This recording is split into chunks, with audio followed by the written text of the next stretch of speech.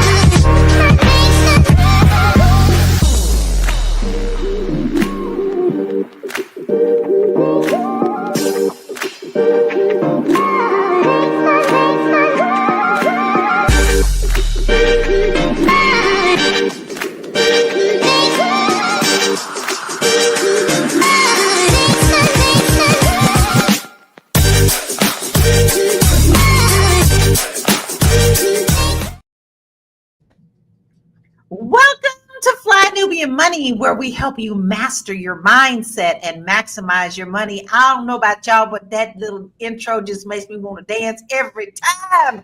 Welcome, everybody. Today, we're talking about self-worth, humility, and the power of validation. Recently, NFL Hall of Famer Chris Carter spoke about Shedeur Sanders, legendary merch line. Now, who is Shedeur Sanders? That is Deion Sanders' son. And he has a merch line calling it off-putting and arguing that it reflected entitlement. He said that being likable is important in the NFL draft process and that Shedeur's early confidence could have hurt him. But is it really about humility, or is it about waiting for approval from an institution like the NFL? Why do so many of us feel the need for validation from others? And how does that affect our journey to success? We're definitely going to break this down today. I can't wait to hear what my royal panel is going to say, as well as you, our family viewership. Today, we have Dr. Lene, monetization strategist. We have Tiara Williams, Miss Black Hollywood, and entrepreneur. And we have Aisha Verzi, insurance and financial expert. Hello, Royal Court. How are you today? Listen. Good morning, good afternoon. It's a beautiful day in the neighborhood. I mean, yes. The sun is shining there. Listen, there is so much going on in the world right now.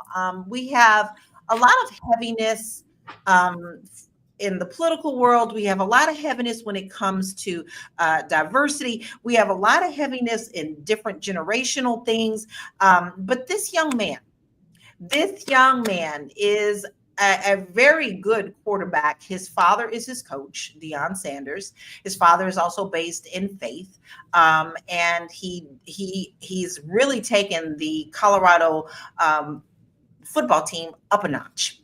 And of course, his son is there as well. So he was expected to be picked in the first round of the draft. But to me, the argument about this whole thing was that people were so worried about his attitude and his confidence. So before we go into the first video, I just want to just tap into you, my queens, and get your initial thought on how people immediately said that he should be humble. When he knows that he has worked very hard to get where he is. So, Dr. Lene, what was your first thoughts when you heard about this? That the world wants, maybe not the world, but definitely the NFL, NBA, places where you have owners, they want their players to be submissive, controlled, more humble. They want to be able to control you, and so they have to keep you at a certain place so that they can control you. They have to be able to hold a carrot in front of you to make you move and fetch and heal and do all the things. And so a young man like a Shedeur, who has a father who they've already worked with, like a Deion Sanders, who is, we're not going to say cocky, but definitely confident. We're not going to say boisterous, but let's say who speaks up for himself. You can't just run him over. They probably are like, okay, which was more important to us, the talent or dealing with the personality. So maybe we can humble him this way. Right, right. I think that they saw that kind of backlashed on them as well. So, Aisha, what was your thoughts when you first heard about this? Do you feel like that, they felt he was too cocky or too confident? My first thought was that was unfair. It was unfair that they would treat him in such a manner just because of the way he represented himself. Because I think every human being has a right to represent themselves the way they feel the work they've done, or all the effort they've put in, and to show up in that space. So I think it was unfair. That's my first thought. That, wow, that's unfair. He worked hard and he knows what he's doing, and he put in the work. So why are they asking him to do what is not fair? That was just my first thought. That's unfair. My thoughts were this: had he been a different shade, he would have been looked at differently, because let's look at the Manning family. Okay, they kind of came out cocky. They got their own ways too, right? But they didn't get that same type of smoke. And once again, I actually see color battle lines being drawn with this. And I have an issue with this. But I don't think in my lifetime that I'm going to ever see that change. Matter of fact, I think we're going backwards. And me personally, I used to love football. I learned to love football when I moved to Denver, Colorado. And I fell in love with the Broncos. I didn't know nothing about football till I moved there. But then when I started learning about team owners and all those things that were behind it, and I'm seeing the racism, I was like, I can't even look at it without feeling sick to my stomach. And that's just my personal opinion. But I want to check out this video before we move on. And I do want to hear your comments, family. Y'all know we don't talk at you, we talk with you. We want you to put in your comments as well. Do you think it was fair? Do you think that he was judged inappropriately? And do you think that he was kind of being taught a lesson? So let's check out this video. We'll be right back. Why didn't Shedeur get drafted in the first round? Number one, he didn't code switch.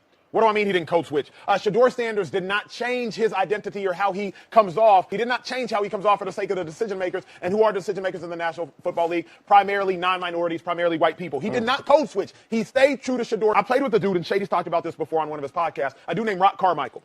He played defensive back for the Eagles. Rock Carmichael was told, you need to cut your hair while being in the NFL. Because the picture of him on the far right was how he showed up to the Philadelphia Eagles. But the picture of him on the left was his team photo before he left the Philadelphia Eagles. It wasn't Rock's choice or Rock's doing. These are just true stories in the National Football League, y'all. That's just all I'm trying to tell y'all. So when I suggest Shedeur didn't code switch, Shedeur did not make himself more palatable to the decision makers in the NFL. Crazy. The second reason, his confidence, I believe, it exceeded his perceived ability.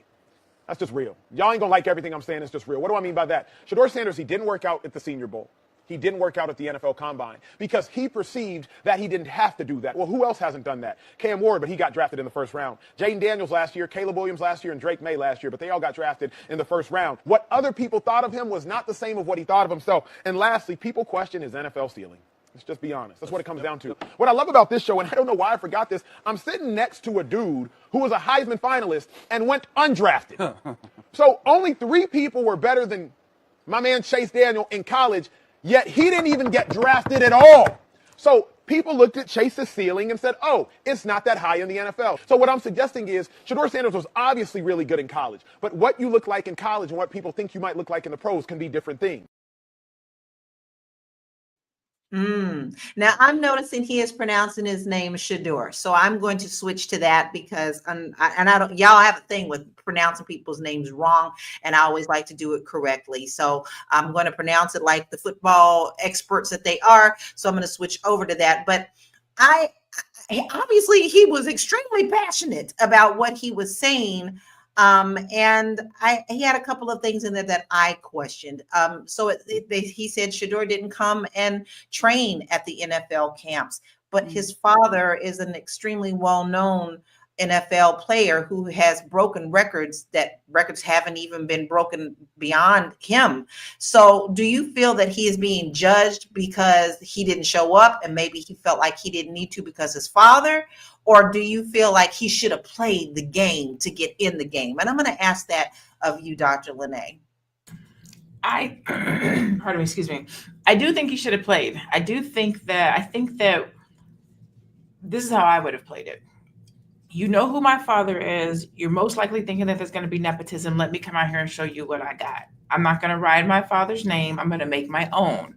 So if it were me, I would have went and I would have tried out. I would have put all the naysayers and all the to shame, and I would have balled out. So I think he should have went. It was an opportunity for him to stand on his own 2 feet outside of his dad's shadow. That doesn't mean that he shouldn't, that what's happening to him should be happening to him. That doesn't mean that, but I would have played it differently. I think so too. I think in some things you do have to kind of play the game in order to get your foot in the door. But in this case, I just don't know. I don't know enough about this young man other than I really kind of researched him before the show, and he is a really good player. But Aisha, listen, he said, something about code switching. Should we have to code switch in order for them to see that we're great? And then when Them. you said that kind of caught my attention to the code switch. And so, what do you mean by code switch? So I should be somebody else when I'm here and somebody else when I'm here. Then I'm not being true to myself. And if you're not true to yourself, it's actually more difficult to really do anything. There is a place where I understand where, like you said, when you're in college, the expectations are different when you're in NFL. Okay, I understand that code switch, meaning your intensity has to be a little bit more different from college to really being in NFL. So I understand that, but code switching doesn't mean I shouldn't be myself. I try to be somebody else to fit in what I'm trying to do with you. That to me, I will not code switch myself to fit anywhere. I will show up as who I am. It may not be to your liking, and that's fine. But I will not try to be like you, which would be an insult to my family, because then what am I there for? Trying to fake my way? No, I'm not. I won't do that. I will just be myself. If it works, it works. If it doesn't work, next person. I don't know if I necessarily agree with that. I think we all operate from a space of code switching in some kind of a way capacity. When you show up to do a business meeting, and let me say this, code switching at $100,000 level, $200,000 level, completely different than a $60 million level, right? So when we have these conversations about code switching, I wouldn't do that. We don't know what we would do at 60 million on the table, right? And I don't think it's code switching as much as it is being able to have a business conversation with somebody where you're not aggressive or the aggressor, but you're actually sitting there and being able to negotiate outside of, I deserve it, you need to give it to me, da-da-da. It doesn't have to be that. But I don't know if I would necessarily call that code switching as much as I would say maybe getting the deal done. Like let your talent sell itself. You don't have to vocally, verbally, in your demeanor and behavior present it. It can be, you saw what I did on the field. You know what my DNA is made up of. Let's have a conversation about what I'm going to bring to your team. Not even my value or my worth, but what the talent and the skill that I have and what I'm going to bring to your team. I think that it could have, a lot of times when we go into sit at tables, we take a lot of the chip of just being Black and how we were already expecting you not to treat us right. We're already expecting you to take advantage of us. So we're going to come in here and be boisterous and tell you not going to treat me like that. But now we're fighting up against the system when we come in, if we would be like, these are the facts. This is who I am. This is what I do. This is what I offer. This is what I'm going to bring to your team. Now let's talk the numbers. I agree. I just feel like you never want to be at that table. We're going to take a quick break because we are definitely in the flow of this conversation. And I think we're going to continue a little bit more about this code thing that we tend to feel like we have to do. Let's take a break and we'll be right back. It's a good show right here. But I'm biased. If you are just tuning in, you are watching Fly Nubian Money, where we help you master your mindset and maximize your money. My name is Tiara Williams. I'm also known as Miss Black Hollywood, and I'm the proud producer of this show because it is lit. If you want to receive notifications for when we go live Monday through Friday, 1 to 2 p.m. Eastern Standard Time. All you have to do is text the word Queens to 87948. That's Queens to 87948. That's QUEENS to 87948. Also, If you want to grow your money and not blow your money, all you have to do is go to flynubianmoney.com. There's all kinds of resources, there's courses, there's free giveaways. There's just no reason to be broke in 2025. All you have to do is go to flynubianmoney.com. Obviously, you don't want to be entertained here. You want to know enough to grow. Wait, I need to put that on a shirt. You got to know to grow. Gotta know to grow. So know and grow with flynubianmoney.com.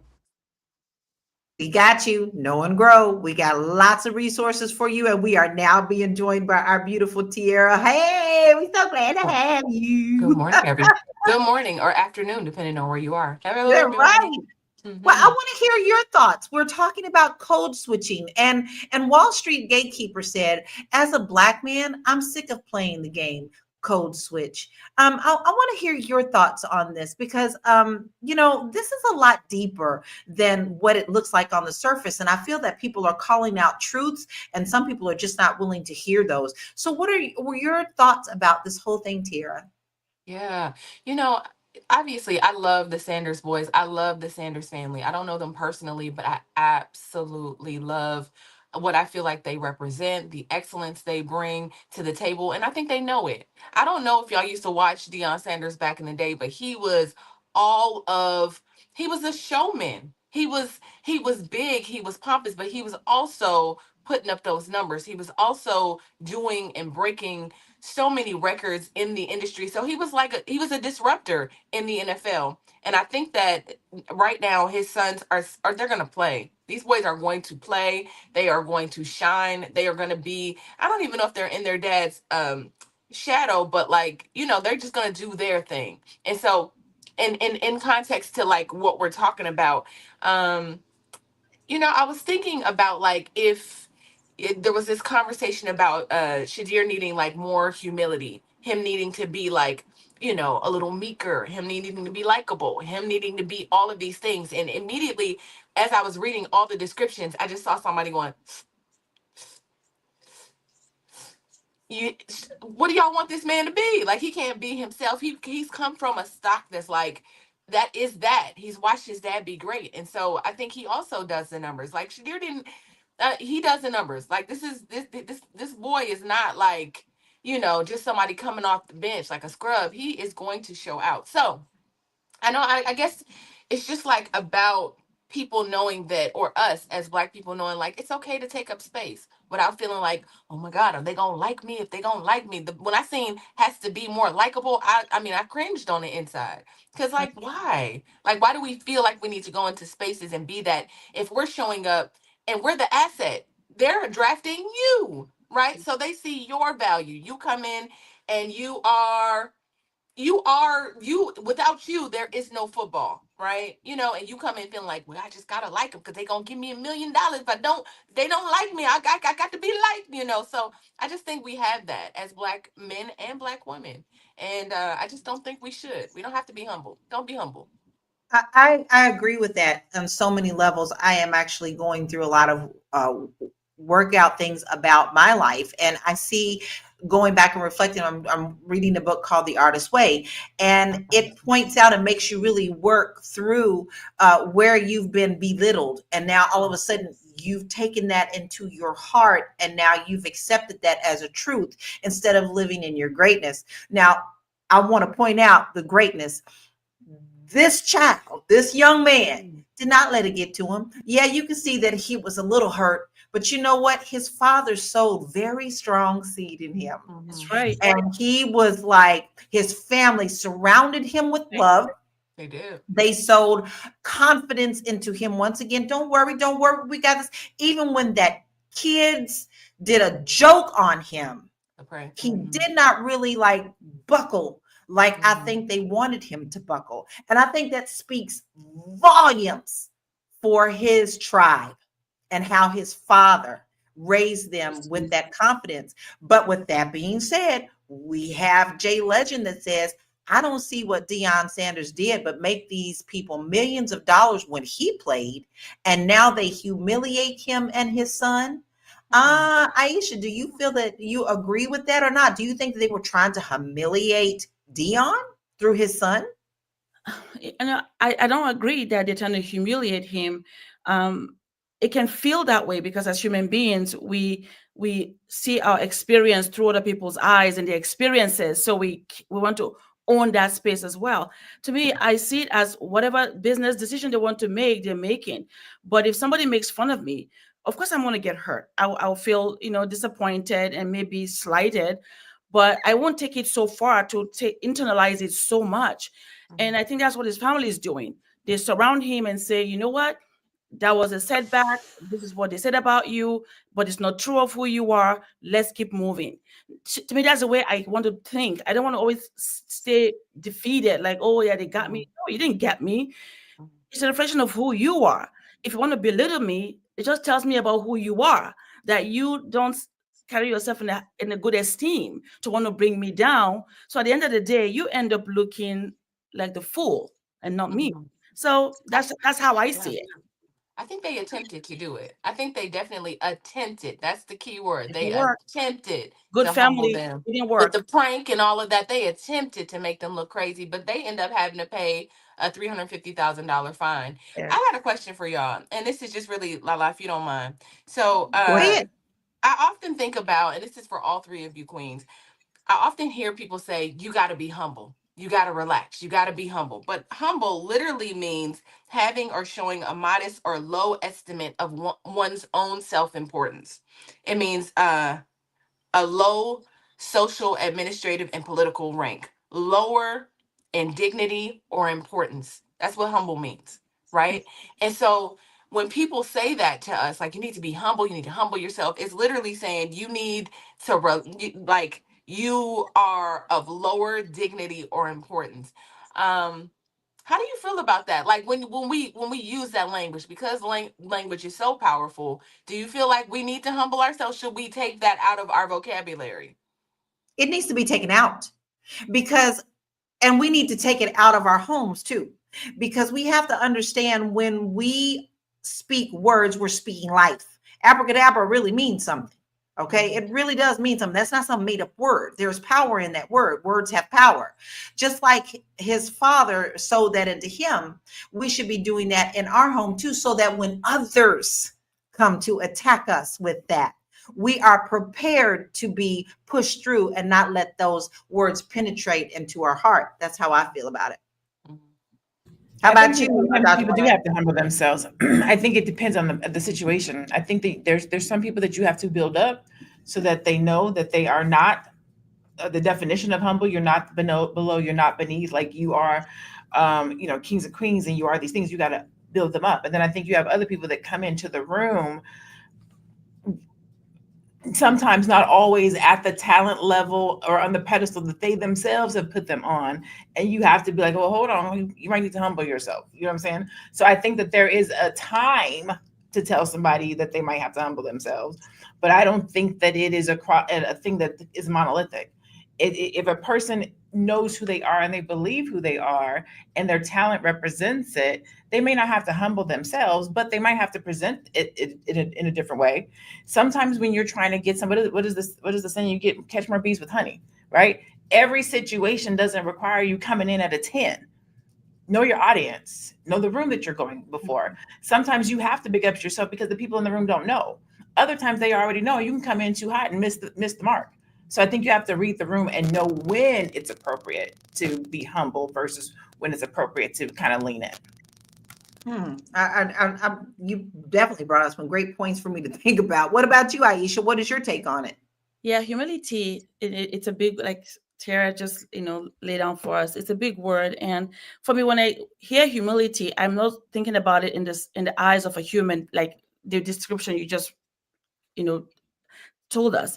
I'm thinking about it through the eyes or the lens of spirituality and who I am in God's sight, and then as brothers and sisters, how we see each other.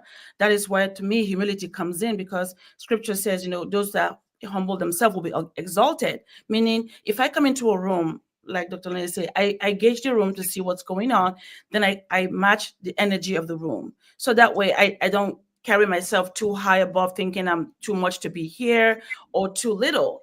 I just come who I am. And then when they get to know me, then they might say, oh, wow, I didn't, then they will begin to be able to exalt you, right? So that's where the humility I feel comes, that I believe comes from. It's not a humility of, oh, I'm better than you, you're lower than me.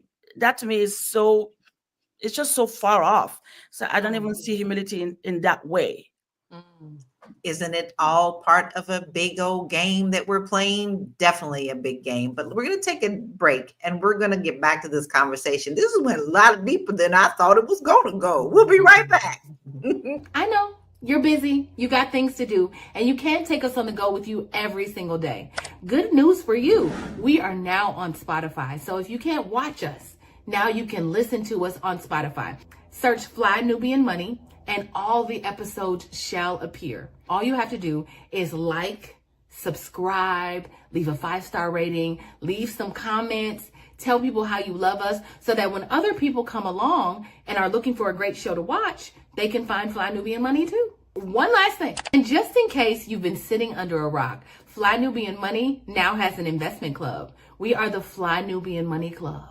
It's easy. All you have to do is go to flynubianmoneyclub.com, and I am committed to bringing in top experts from all industries to help you level up. They're teaching us the skills that we need to compete in this market. We often say that nobody is coming to save us, not the government, but guess what? We're coming to save us. I'm coming to save you with the Fly Nubian Money Club. So listen, all you have to do again is go to flynubianmoneyclub.com. We have a 30-day free trial set up just for you, just for those people that are struggling. Even if you ain't struggling, you ain't got to struggle. I'm coming. Okay, let me stop playing. I'll see you soon. Yep, we're here to save you.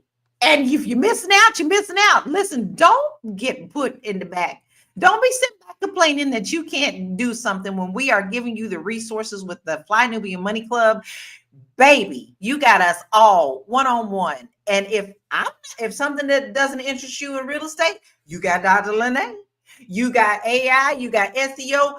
Do it today. Don't sit back and cry that you can't pull yourself up out of your bootstraps, because we are here to save you. flynubianmoneyclub.com. Now listen, I want to check out a stat on this, because we this is nothing new. So let's check this out.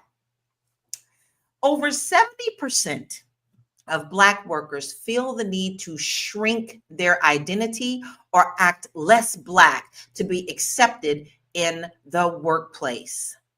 And I just love this graphic, y'all. That graphic right there says a lot. 40% of Black Americans feel that they need to prove their worth before being seen as successful, compared to 20% of white Americans. Lala, can I just say, like they could be so mediocre and have all of this confidence that, all the confidence, and it's embraced as like, oh, that's great. I mean, it's mediocre is embraced in that in the culture, in their culture. But us, like, we feel like we gotta work 10 times as harder, and we can't be too braggadocious. We can't take up space because we don't want anybody to think this certain thing about us. I don't agree with that. Did you see that the comment from about the Manning family? Because the Eli Manning's family did the exact same thing. His son, Yes. and nobody said anything about needing to be humbled. So I wonder if it's racial. I wonder if it's No, don't you wonder? Absolutely, Look at Rachel. who's running this damn country. Okay, an idiot. They say we're about to give you a couple $1 million. Be There you grateful. go. You're Be right. grateful. Correct. Be grateful. Be Right. grateful. You don't even have to be in the room. Like, but they take up space because they can take up space. So I hear what you said earlier, Dr. Lene, but in my soul, I'm like, man, they be showing up so mediocre, like every time. Look at our Every president. time. I don't even But know. okay, I can't even so call him mediocre. this ties into what Dr. Vibe is asking. Dr. Vibe said, does it come down to how much each person is willing to play the game? I want to hear what you have to say about that, Aisha. Do you think that we have to be willing? Should we shrink ourselves to fit their game?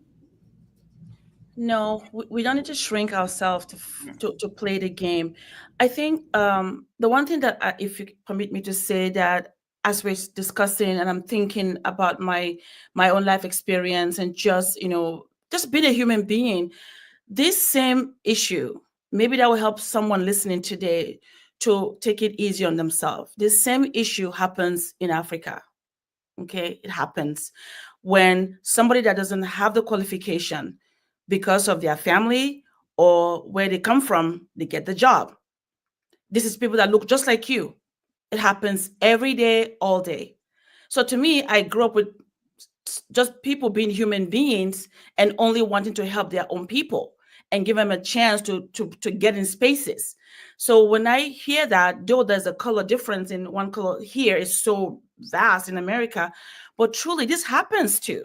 It happens to us back home where you want something and you didn't get it because his uncle is in charge of something and he didn't even have the degree, not even the qualification.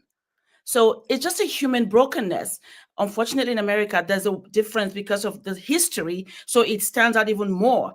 But I hope that if you, as we're speaking and sharing from our experiences, you can also hear from somebody that came from a country where we're all the same color and we go through the same damn thing, where you can get a job because it's his uncle or somebody knows his father. And you know that that's why he got the job. And there's nothing you can do about it, nothing. It's just part of the human experience. Wow.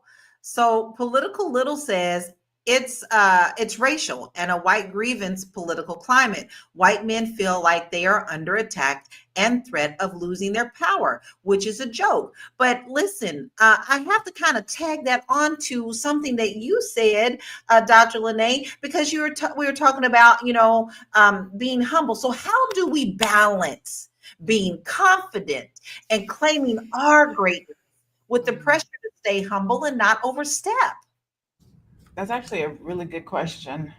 I think I'm gonna stick with reading the room. Like, so me personally, I've struggled in this area, right? So I come from the perspective of uh, I have to be less humble. I'm too humble. I don't beat on my chest enough. I don't shine enough. I don't talk about how good I am. And sometimes when I'm doing something for a customer or client, I'm like, God damn, I'm the boss. Like every now and then I'll hype myself up. I come in way too humble. I come in way too humble, right? And then you have people who come in way at the top. You know what I'm saying? And I'm trying to make myself better at saying I'm brilliant, saying I'm a beast at what I do, saying that I do a great job. I usually just let the talent show. I usually just let the referral show. I usually just read the comment, the big ups, and then I go on to the next thing and be like, okay, I got to do more.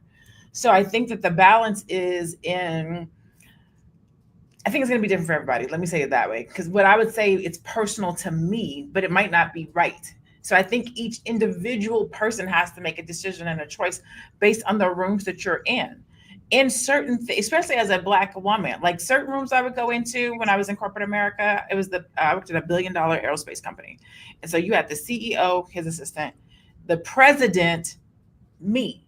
So I'm sitting in these rooms with all these white men making 7-figure salaries, and I'm having to direct them and tell them what to do and this and the other. And I used to have to like hype myself up to go into this room, mentally, spiritually as a person, but then play myself down as a woman, pull my hair back, put my glasses on, make sure I wore a button-up shirt so that they would take me seriously. So there's these different places and rooms and ways that you have to operate in certain spaces. Is it right? I'm not saying it's right. It's just understanding and knowing which ones those are. When I'm in my business, I don't have to do that. In my business, I get to be me in all my glory, talk, slang, all the stuff, because I get to be me. So it just depends on the room that you're in. Even in my business where I'm being me, if I was going to go and sit down and talk to, can't say Walmart, can't say Target, then you can't even sit and talk to no corporations right now. Maybe Delta. Let's say I was going to go sit down and talk to Delta because I wanted to do, on my vision board, I have a 6-figure brand deal. Like I want to close a 6-figure brand deal. So let's say I'm sitting down to close a 6-figure brand deal with Delta. I may not come in there popping my gum and talking sideways, acting crazy. You know what I'm saying? I'm going to come in there in my best suit with my doctor name tag on, and I'm going to talk to them, and I'm going to still be me, but I'm going to do it in a way where our brands align, right? Because I know what the goal is. I know what I'm going after. I know what I want to achieve. So I'm going to come into the room with the people in the room in mind. I know that's an important thing to do, because sometimes people could just turn off just by they look at us, y'all. They look at us. Half the time they didn't even know what the hell I was until I told them. So I got a different reading from the room when I walked in, because they didn't know what they was expecting. And it wasn't until after they done got me 2 or 3 times before they found out what it was when I was filling out the paperwork. And I used that to my advantage a lot of the time, because you know what, sometimes you have to do what you need to do to get into space and show your greatness. And I'm not sorry about that. But let's check out another video, and we're going to continue this conversation. So I want all of us to understand that we should be rightfully upset when one of our favorite voices is no longer on one of those mainstream platforms. But we must remember that that day could come for any one of the folks. Lester Holt announced today that he was stepping down as the anchor of the NBC Evening News. He's going to commit himself to just doing Dateline. Other shows hosts have left. And I had people tell me, they said, and I'll never forget, I had a group I was working with, all black. They said, well, we're no longer going to work with you because, this is a true story, I got the letter, because your media profile is diminished. Now, first of all, I had already decided to fire them because they were not productive. And I said, I'm sorry, diminished? See, what happened was they felt my media profile was diminished because I was no longer at CNN when in April 2013 I left after they did not sign me to a new contract. And I said, diminished. We had just announced I was going to get a syndicated radio show, a daily morning show on TV One, and I signed a new deal with Town Journal Morning Show, but my media presence was diminished. Here's what they were really saying. You're no longer on white media like CNN, so we don't want to represent you. These were black people. But see, I'd already fired them because they had not done what they should have done. And see, the interesting thing is that too many of us operate by white validation. Too many of us believe that white-owned media is better than black-owned media. And the problem always comes up where we think that is better. Woo! He said a word. Tiara, I need to know your thoughts on that. Listen, absolutely people feel like white ice is colder, right? Like, if you're attached to a bigger, whiter brand, if I'm signed to a big white agency like CAA, or if I'm working with Universal, as opposed to, there has been people, when I say, I work with, Dr. Boyce Watkins, some people be like, oh, okay. But if I walk in and I say, yeah, I sold a I sold a screenplay to Universal, it's like, oh my God, whoa, right? I noticed that people that's just how we are programmed to just see it better and bigger. And, I just think it's so interesting, Dr. Lene, and I want to say something really quick about what you said about walking into rooms. Most of the time, and like feeling like, I wonder who makes us feel this way. Like, we gotta make sure all of our buttons are buttoned up. We gotta have our name sign on, and when we go in, we gotta be ourselves. But we can't pop our we can't pop our gum, and not that even we would pop our gum because we're excellent, but just like show our brilliance. Like, just because we go in and be our full selves doesn't always necessarily mean pop your gum and be undesirable, right? Like, I just feel like, who makes us feel like that when we walk in the room? Before we walk in, it's like, hey, I'm good. I'm going to be accepted in this room because, I wonder if it's us instead of them. Like, they ain't said nothing. You walk in feeling like I know at the job that you were at, they literally said things to you, like, to tone it down. But I'm just wondering, when I walk into places like Universal, wherever, a white Hollywood establishment, I'm like, okay, I gotta go in here and be like, I just walk in different. I feel different, but nobody said anything to me that I had to be different. You just kind of get in there and be like, oh my God. Like, I would never do that sitting with you. You know what I mean? So I do wonder if we just feel it inherently instead of it being something that anybody has said to us. I think they because of have. the programming. They don't say it to us directly, but I think it's a part of the assimilation culture, right? So we know how we are with each other, high five, and we use slang. We know what certain things mean. When you go in there and use, they don't know that. So I think it's trying to relate. I think it's trying to make sure that whatever it is that you're doing, you're relating to them on their level. I'm not saying it's right. I'm just saying I think that that's what it is. Because when you go in there, if you use colloquials or if you use slang or you use things they don't know, they'll be like, "What? I don't get it. I don't understand." So I think when you go in, you try to be on their level, wherever that level is. I'm not saying it's higher or lower. I'm just saying from a communication standpoint.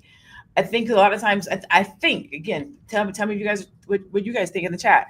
You're trying to be relatable, but also, and I think that this might be what you're getting at. You don't want to bring in too much black energy, where they'll be like, okay, I don't want to work. No, this is too much.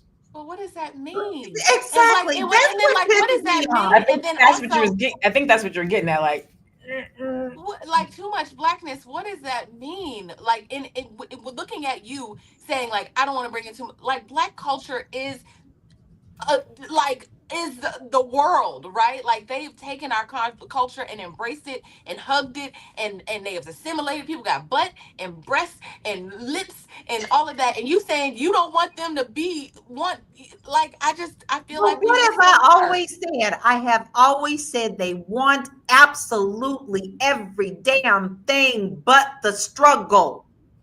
And and that's it just depends what on the it is. room They want us too. to fit into the room. It depends on the room, because when we're talking about corporate America, it's very different than like if you're going into your child's store, your child's school. So I think that there's levels to this thing, because in certain places, in certain rooms, in certain towns, in certain communities, you don't have to do all that. You can walk in and you know what I'm saying. I think there's levels to it.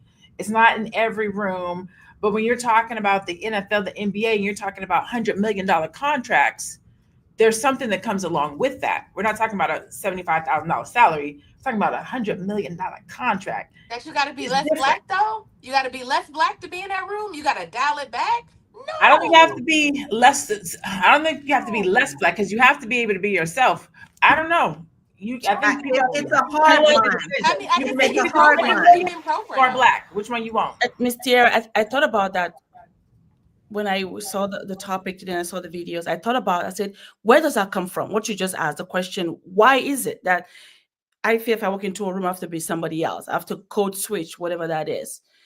And I thought about that and I said to myself, it started from somewhere. And I know it's going to come out really sad and bad, but I felt for me that came from the mothers. Because in the past, when there was this movie called The Help, when I read the book and then I saw the movie. When our mothers go to help these women that are white women and their children, this just me thinking about this in my own heart, just reflecting, because I have a daughter that looks like me, that has my kind of hair. So I said, where did that come from? Where you think you have to be somebody else?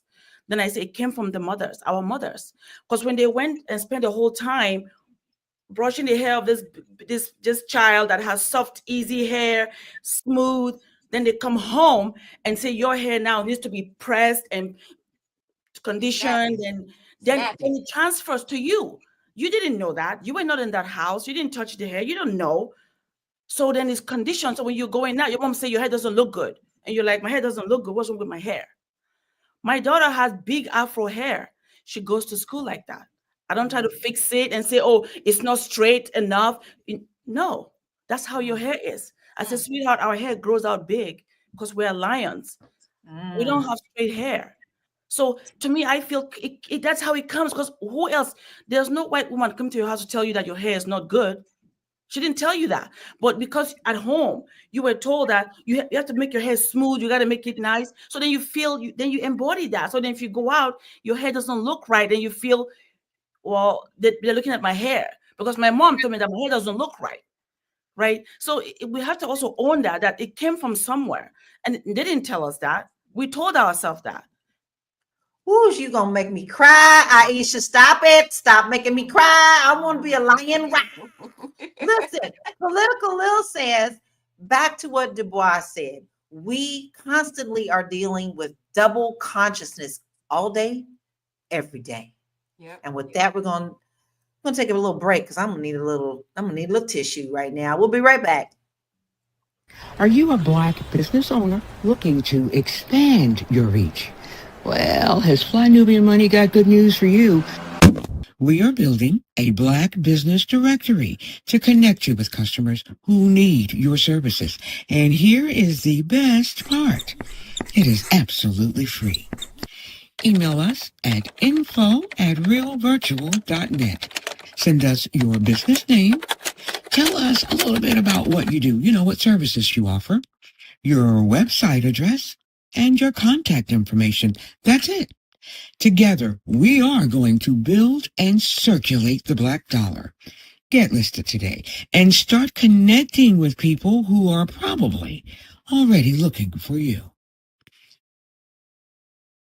They looking, baby. They looking. Get that information into us immediately. We are building the directory as we speak.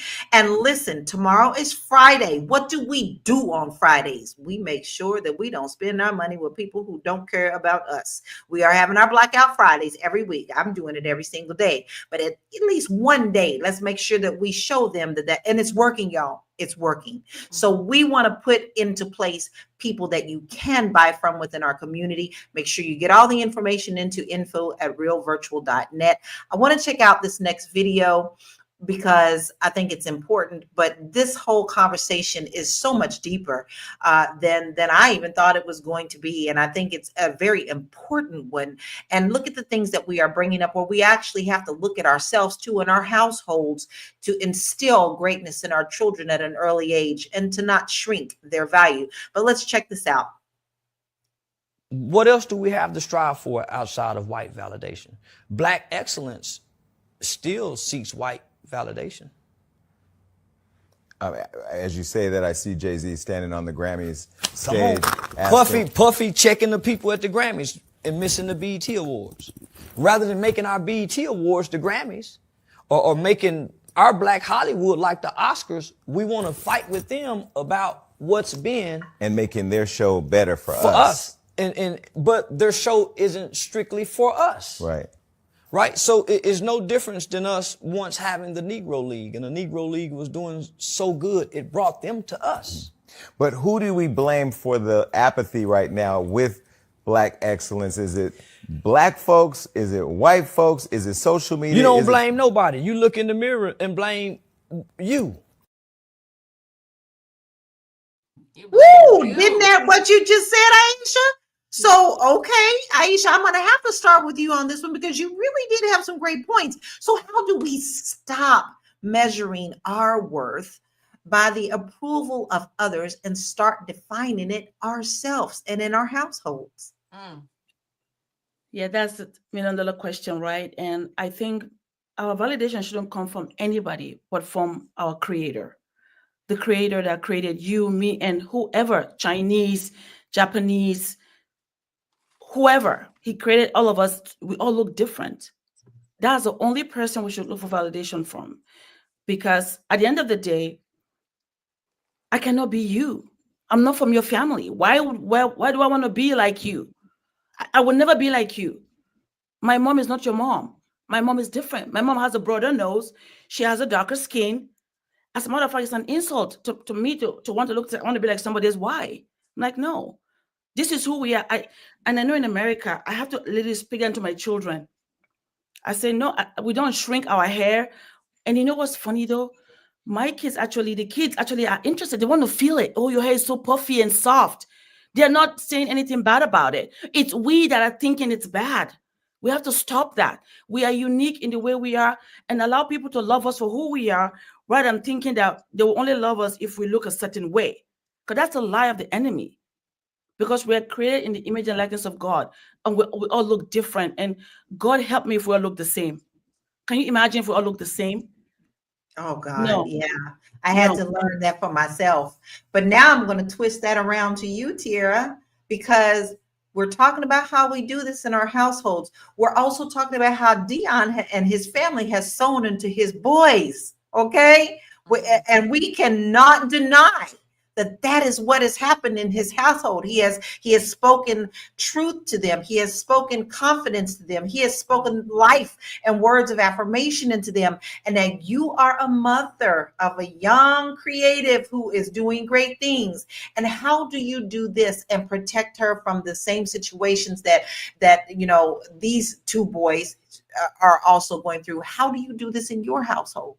Yeah, we just pour into my baby. Every chance I get, I'm pouring into Lauren. I'm showing her.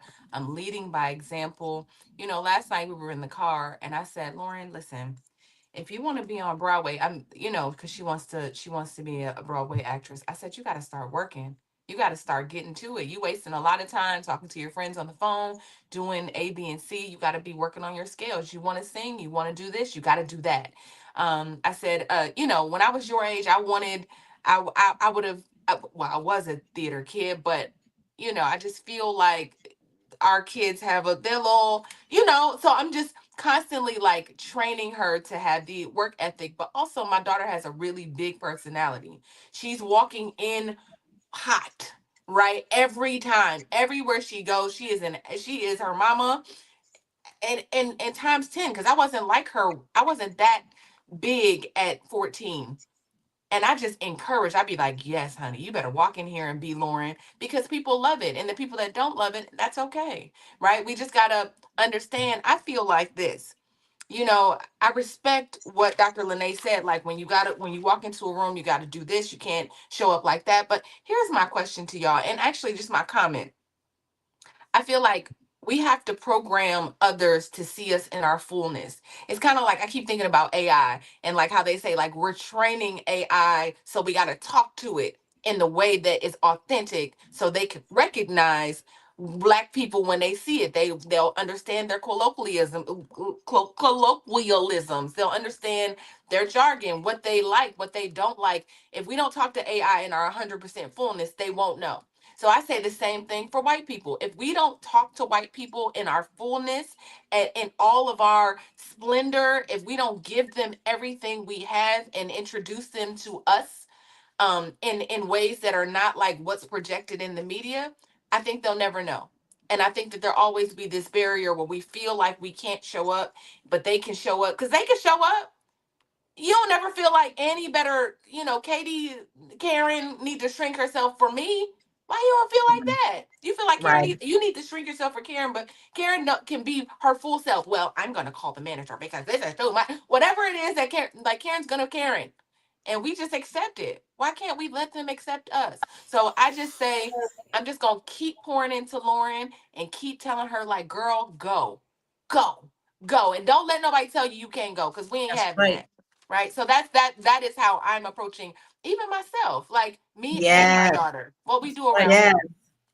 It took a So long time, baby. 55 in my 50s. And then I had something click like, why are you always trying to shrink yourself or be less than or feel like you're less than? You have to so tap into that power. But that, I got to go to Dr. Lene because she is your brilliance coach. yes. So, what are the first steps that we can take to fully embrace our worth without waiting for anyone's validation? Mm, I think it's literally branding your brilliance. It's figuring out the thing that you do well better than anybody else, because people pay for talent, right? mm. So when we look at these people who are getting these $100 million deal, and then I don't want to say this because it sounds a little bit not nice, but negotiating $100,000 salary, $200,000 salary is completely different than negotiating $100 million contract. It Yeah. just is. Sorry, that's just the truth. What you have to, the walk that you have to have, the morality clause, the ethic that goes into $100 million, because you are literally branding your brilliance. Your brilliance on the court or on the field is your talent, Mhm. and the person who is paying you, your employer, master, whatever you want to call it, they do call the shots, right? So whatever they say, that's what you got to do. You may not walk into $100,000 and be like, "Nah, you don't have to do that 100,000. You can show up in your true self." But you really, I think this is where entrepreneurship comes in, or owning your own talent, owning your own intellectual property. Because when you do that, you get to show up in your full self. As long as we're going to the corporate plantation, we're going to the corporate plantation. It's theirs. They get to call the shots. But when you build your own thing, then you get to walk in And in all of your brilliance, you don't have to downplay yourself. You can shine as bright as you want to. You can say what you want to. You can show up how you want to. So when I'm talking about branding your brilliance, and I'm talking to entrepreneurs, specifically service-based entrepreneurs, what I'm saying to them is you have a talent, a skill, an ability that you do like nobody else. 17 people can do the same thing that you do, but you do it a particular kind of way. How do we create a business around that so that we can brand that brilliance, so we can brand that talent? And when you step onto a field, that's literally what you're doing. You're saying that I'm the best quarterback. I have this arm, and because of this arm, you should pay me this much. And I'm about to say you're going to go to the highest bidder. That is not technically correct, but it is correct in theory. So you guys, everything is a game, and you have to decide if you want to play the game, or if you want to sit back and read the instructions and talk about how the game is played, or if you want the game to play you. But you get to pick which one of these places you go in. Some people want to sit on the sideline and talk about the game. This is ridiculous. This doesn't make no sense. I would never play this game. Then you have other people who are actually playing the game, not saying that they like it, because we bumping up to get the ceiling too. Like, this is flipping crazy. We're playing this game. And then you got people who write the game.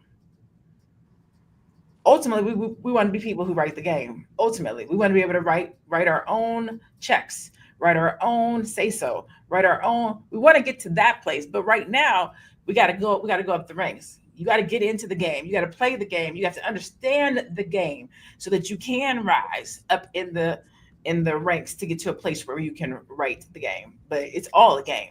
I agree with you on that wholeheartedly. However, the game has always been rigged. Oh, heck yeah. The game is definitely stacked against us. They got a whole nother playbook that we don't even know about. They play so they got girl, right. They got different play, they got codes and stuff. Yeah, we don't even know what those are. And that makes it harder for us. You. So you might as well just be you if it's rigged. Let's be you. Right?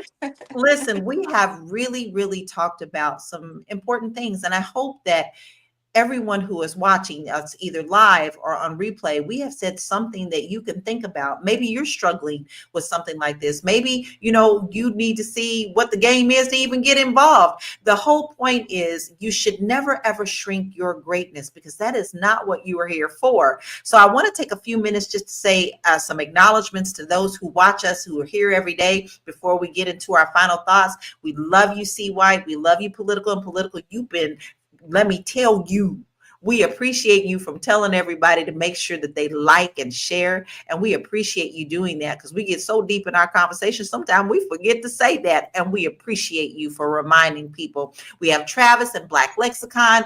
We have Jametta. We have Deborah Wynn. Deborah, you are every day. We love you to death, girl. And we have so many other people that we appreciate. Lil Mama, we appreciate you too. Dr. Vibe. But we're going to wind this down, because I think I'm going to end up journaling after this, y'all. This was deep. This was deep. So I would love to hear everyone's final thoughts and where we can find you. We'll start with you, Aisha. Final thoughts. I was just thinking about that final, because I know that was coming up, and it's a blessing to be you. And there's no need for you to shrink yourself for anyone. Yes. Do we have to show up, with our best self? Yes. But if innately who you are is being lost in trying to be in a particular room, then there's a problem, because who you are is perfect and you are enough. I think that's one thing that I just take from here. And no matter what happens to you, whether somebody looks down on you or think you're not worthy, you remember who you are. You're made in the image and the likeness of the creator of the universe. That's who you belong to, and that's who you are. And that's enough. You can find me at the Black Business School. And if you want to see what I do, I work with families to help them protect, preserve, and transfer wealth properly. And you can reach me at www.aishaverzi.com. You have your marching orders. You want to do that. Get your financial house in order, and she can help you with that as well. So make sure that you follow all of us, guys, because we all got other things to say outside of the platform too. And you might just like what we got to say. So, all right, Dr. Lene, what is your final thoughts, and where can we find you? So my final thought for today is this.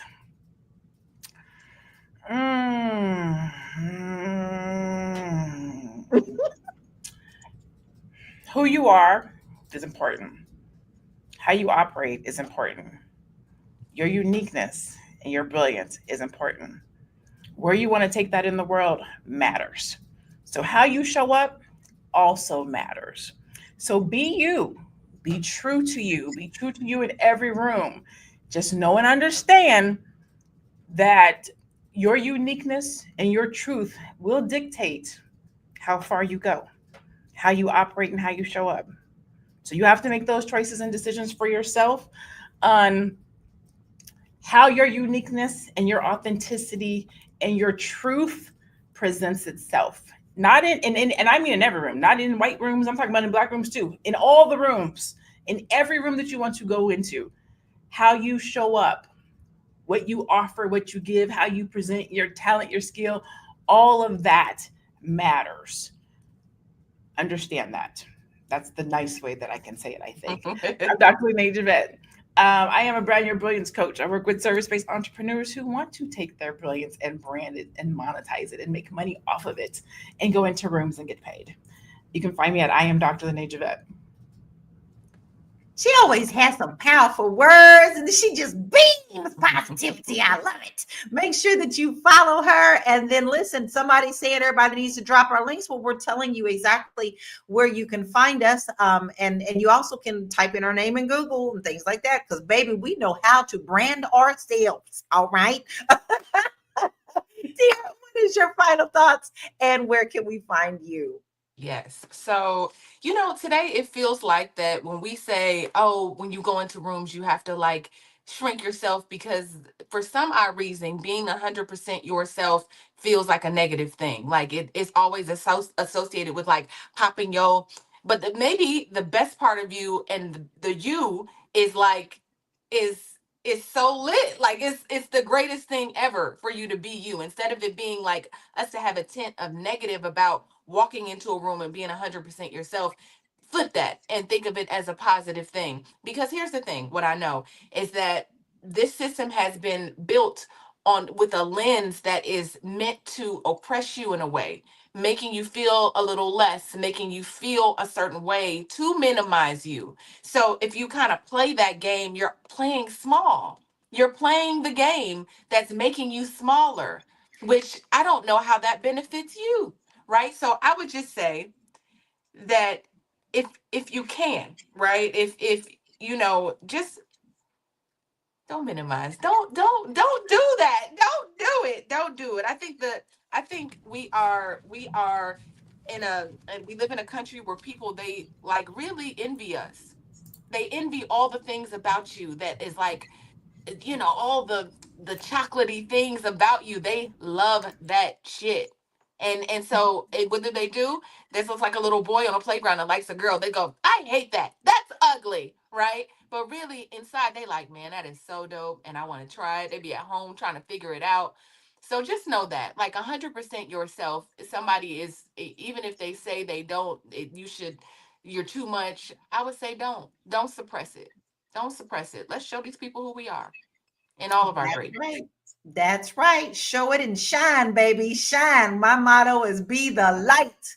And you can do that in everything that you put yourself into. Make sure that you follow Miss Black Hollywood. She's got a special project coming up, y'all, Ooh, baby. oh wait, but we'll be in Miami next Friday. Hey, so I'm gonna be in Miami for the Economic Elevation Summit. You can go to economicelevationsummit.com. I'll be there with Dr. Boyce, Constance Carter. The summit starts next Friday and Saturday. We are going to be in Miami, baby. So come on through if you can. I think they're also streaming it. So go to economicelevationsummit.com to get your tickets. All right, we always got something going on. Make sure you do that because you don't want to miss that event. There's a lot of great information there. And here is what my final thought is. This is because I'm learning it and I'm learning to step into my own power. Sometimes you step into your power maybe a little bit later. You just have to baby step into that full power. But listen, you must speak life unto yourself first. When you do that, and you speak that into yourself, you show your children, you show your community, you show everyone around you your light. And sometimes that's all that you have to show. You won't have to worry about walking into a certain room because your light precedes you.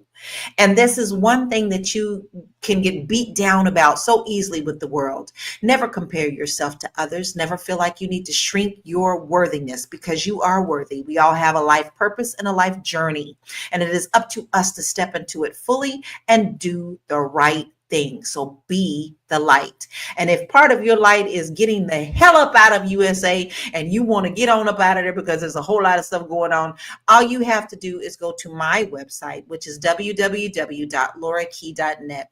I have a beautiful quiz there that will help you decide if living abroad is something that you should be thinking about and where you are. Are you ready? You still need to plan, or is this something that may not suit you? So let's get you started in thinking out the box, because maybe you'll find that your brilliance will shine a little bit brighter in this big old world. You are a world citizen.